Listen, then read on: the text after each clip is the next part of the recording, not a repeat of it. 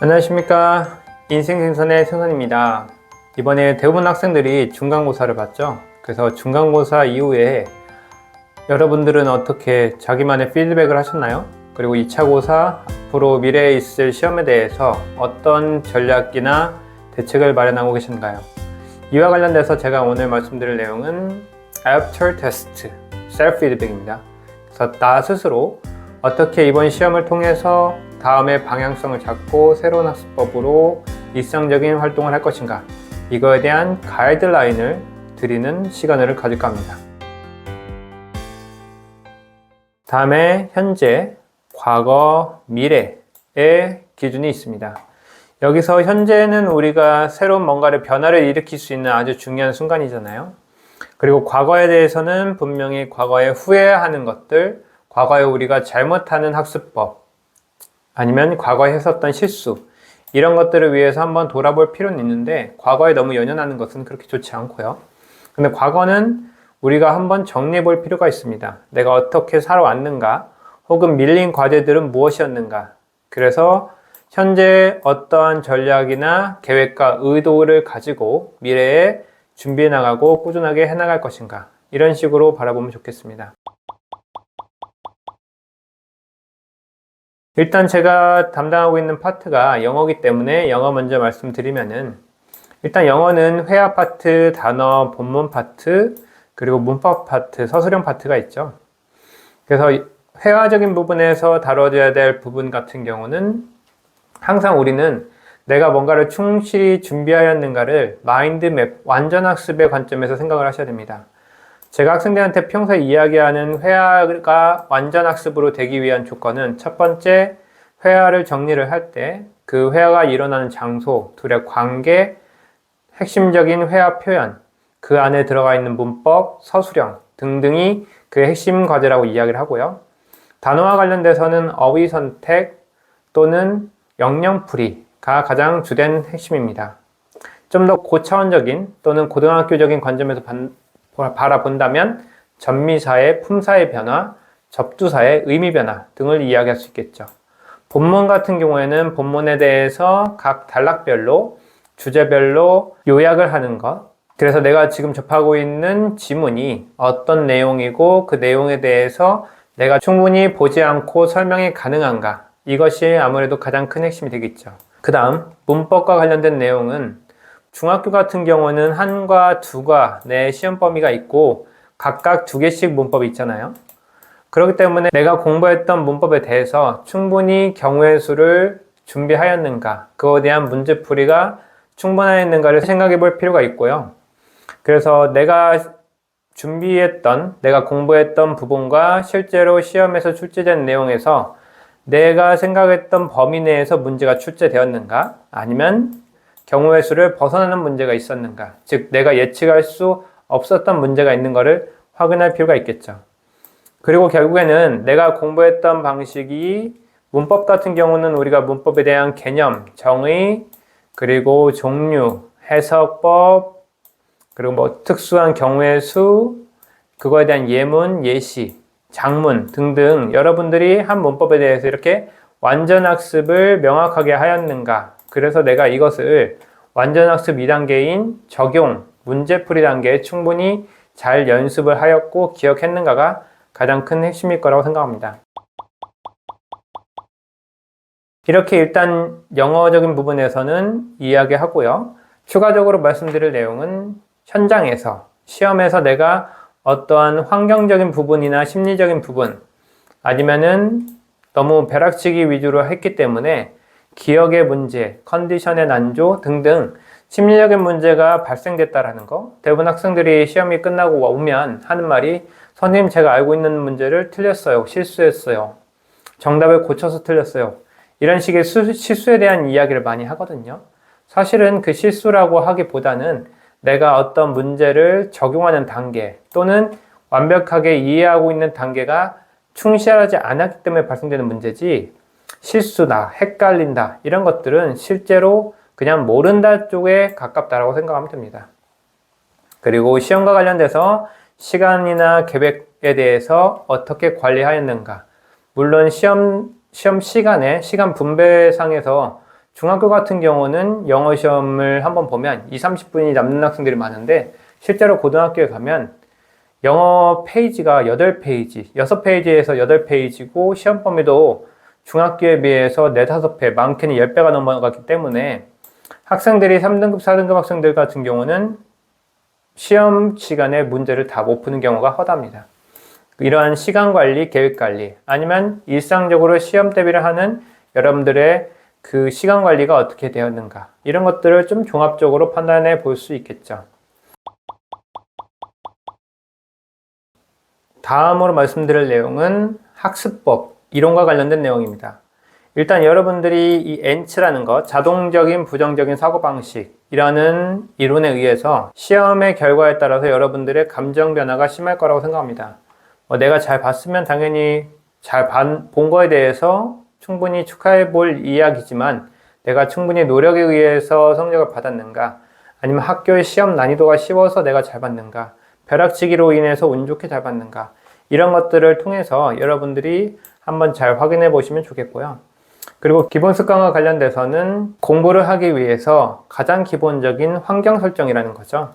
수면 기상부터 미디어 관리, 컨디션, 멀티태스킹 같은 기본 습관들을 충실히 잘 이행을 해야 시험이 끝나고 나서도 다시 일상으로 돌아오는데 큰 문제가 없겠죠. 세 번째, 기억의 3단계입니다. 기억의 3단계라고 하는 것은 예를 들어서 단어를 말씀드리면 어떤 단어를 처음 봤다, 아니면 어떤 힌트를 줘야지 알 수 있을 것 같다, 단어를 듣자마자 알고 있다, 이런 것들을 기억의 1단계, 2단계, 3단계라고 이야기하거든요. 우리가 내신 대비를 하기 위해서 중요한 것은 기억의 3단계를 충실하게 하는 것이 가장 중요한 겁니다. 보지 않고 백지에다 적기, 친구에게 설명하기 등등이요. 그리고 오류경보입니다. 오류경보라고 하는 것은 우리가 어떤 거를 공부하고 어떤 걸 공부하지 말아야 되는가를 결정하는 가장 중요한 순간이거든요. 오류경보라는 것이 내가 지금 공부하고 있는 부분에서 내가 이거 모르는데, 아니면 조금 불확실한데, 애매한데, 이렇게 내가 모르는 부분을 인식하고 자각하는 것으로부터 시작해서 내가 이 부분을 채워야 한다라는 동기가, 기억력이 발동되기 때문에 오류경보와 같이 여러분들이 공부할 때 내가 모르는 부분을 꼭 알고자 하는 욕구가 상당히 중요하죠. 그리고 인지적 개입이라고 하면 실제로 제가 학생들에게 전달해주는 독해법, 단어법, 작문법 등등 각각의 단계들이 있습니다. 그 단계들이라는 것은 학생들이 평소에 숙제를 해오든 내신 대비를 할 때 자신만의 방식, 근데 대체적으로 학생들은 자신만의 방법이 있다라고 생각하지만 실제로 없는 경우가 허다합니다. 그렇기 때문에 학생들이 만약에 내가 이번 내신 대비를 2주 안에 끝낼 것이다, 아니면 내가 오늘 하는 사회과학과를 본문을 외울 것이다 라고 할 때 어떤 부분을 어떻게 외울 것인지를 충분히 확실히 본인이 선택해야 된다는 거죠. 그 선택을 하지 않으면 우리는 자연스럽게 내가 하고 싶어 하는 대로, 내가 늘 하던 대로 하는 방식이기 때문에 충분히 완벽하게 학습이 안 된다는 것이 그 문제입니다. 그래서 그런 부분 차원에서 인지적 개입, 내가 어떤 것을 의도해서 정리할 것이다 라고 할 필요가 있는 거죠.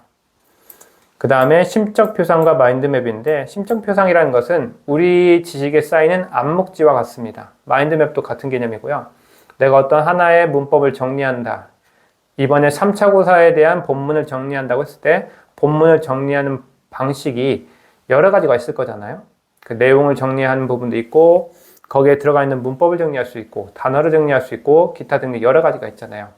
그런 식으로 내가 어떤 하나를 정리 요약을 한다라는 것도 막연하게 정리 요약이 아니라 어떤 여러 가지 카테고리별로 그것을 충실히 정리할 것이다. 그래서 완전 학습이 돼서 마인드맵을 한다라는 것. 그래서 그와 관련된 문제를 풀었을 때 그 문제에 대해서 떠올릴 수 있는 마인드맵, 기억의 부분이 있어야 여러분들이 그 기억의 부분을 통해서 어떤 정보를 해석할 수 있을 거잖아요. 그러기 위해서 가장 필요한 게 심적 표상, 마인드맵이라는 거죠. 그리고 최종적으로 메타 분석이라는 것은 내가 실전에 시험에서 문제를 푼다라는 것을 가정했을 때 나는 그 문제를 정말 내가 완벽하게 안다라고 할 수 있는가에 대한 메타 분석이 필요하다는 거죠.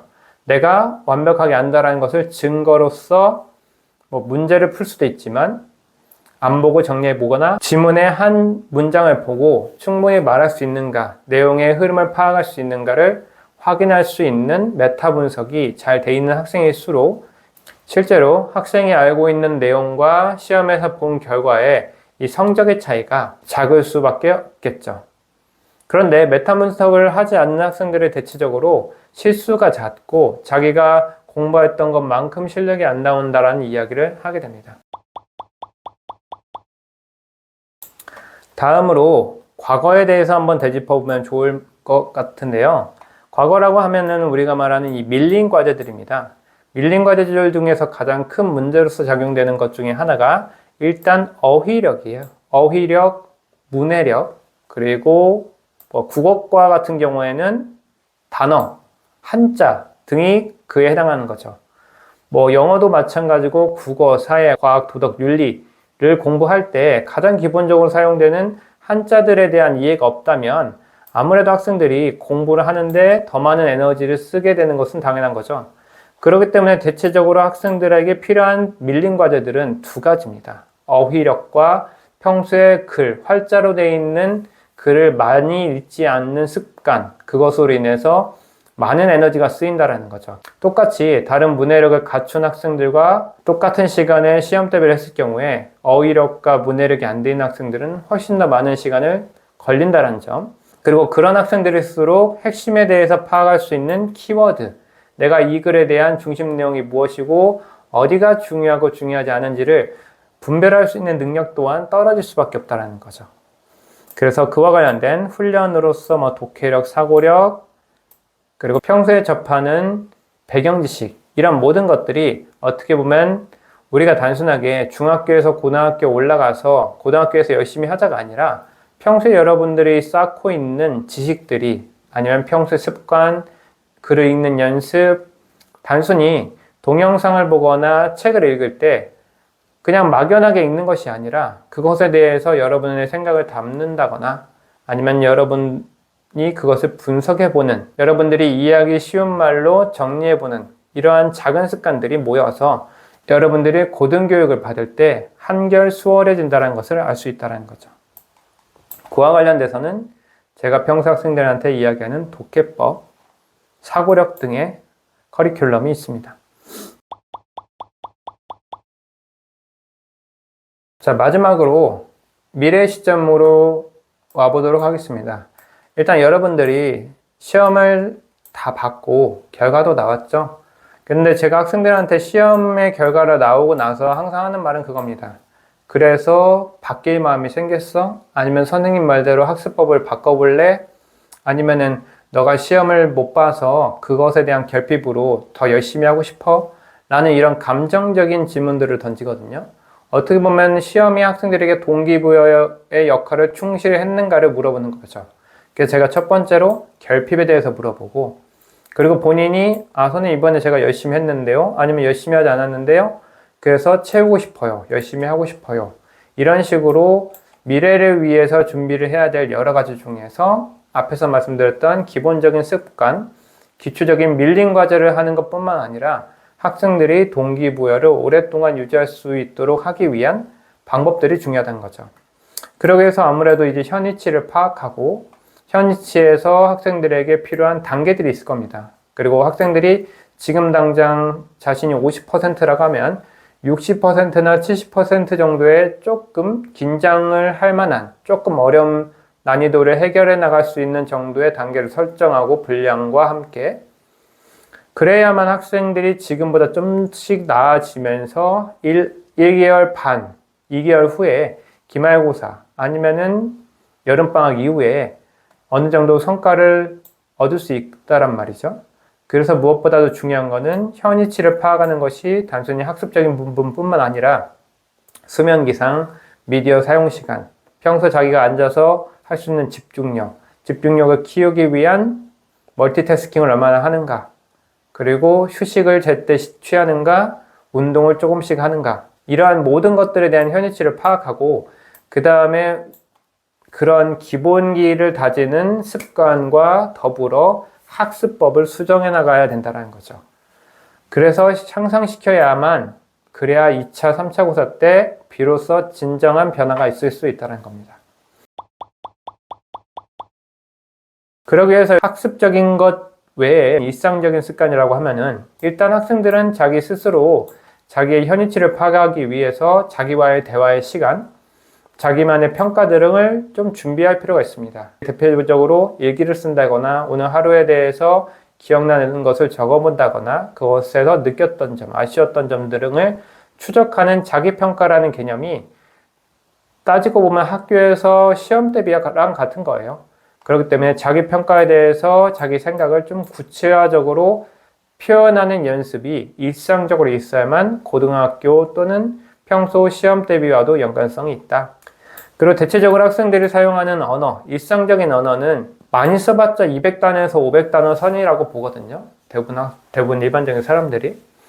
그렇기 때문에 일상적인 언어마저도 내가 새로운 단어, 어휘력을 늘리고 싶다면 평소에 사용하는 언어를 조금 고급화할 수 있는, 최근에 배웠던 단어들을 써먹을 수 있는 것들이 상당히 중요한 거죠. 이와 비슷한 것이 제가 영어과에서는 작문을 가장 최근에 배웠던 단어로 항상 하도록 하거든요. 그렇기 때문에 그렇게 해야만 자기가 평소에 사용하는 언어와 시험에서 접할 수 있는 단어의 수준의 차이가 좁혀진다는 거죠. 앞에서 말씀드렸듯이 자기 시간에 대해서 깊은 생각과 정리하는 연습, 그리고 자기만의 시간을 잘 활용하고 즐겨야 될 부분은 즐기고, 그리고 나 혼자 있는 시간에 내면적으로 풍성하게 밀도를 채우고 깊이 있는 생각을 하는 것이 우리가 어려운 지문을 접하기 위한 사고력의 밑바탕이라는 겁니다. 단순히 우리가 우리의 사고를 키우기 위해서 막연하게 어려운 문장을 읽고 어려운 지문을 읽고 고난이도 문제를 푼다고 해서 사고력이 자라는 것 절대 아니에요. 그러니까 일상적인 사고력을 키우는 습관, 사고 방식이 중요하다는 거죠. 이러한 모든 것들을 잘 기록하고 배경지로 쌓고 여러분들의 매 순간순간 느꼈던 감정들을 잘 추적하고 누적하고 평가하면서 여러분 스스로 자기 스스로 느껴지는 여러 가지 감정들을 잘 조절하면서, 그러면서 학생으로서 앞으로 미래에 더 나아질 거를 기대하고, 그리고 나아지기 위한 실천을 몸소 해야만 여러분들에게 시각적으로 두드러진 결과를 선사할 수 있다고 생각합니다. 감사합니다.